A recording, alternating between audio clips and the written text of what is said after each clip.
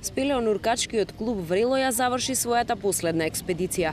12 домашни нуркачи без помош од странство го истражуваа реткиот природен бисер, навлегувајќи 230 метри во должина и 40 метри во длабочина.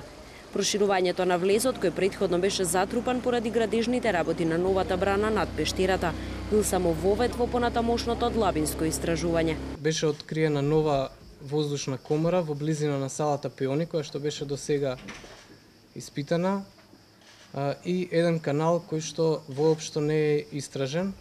Нашите нуркачи се симнаа до длабочина од 41 метар, ведливоста беше околу минимум 30 на метри и дното се уште не се гледаше.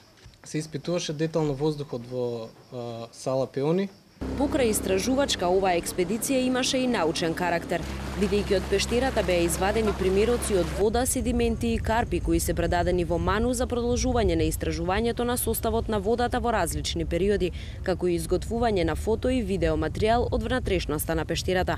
Од сето ова ќе се подготви и монографија. Овогодинешната нуркачка експедиција која започна на 3 август, завршува на 12, е само најава за она што ќе следува. Спелеонуркачкиот клуб Врело за догодина најавува уривање на рекордот од 212 метри во длабочина.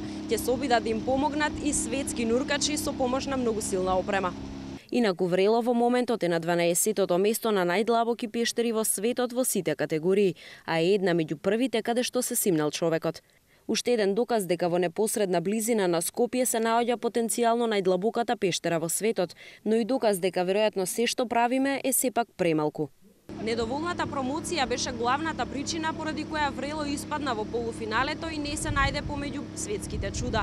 Иако на пештерата има поставено надпис, сепак влезот и самата пештера можете да ја најдете само доколку знаете каде точно се наоѓа.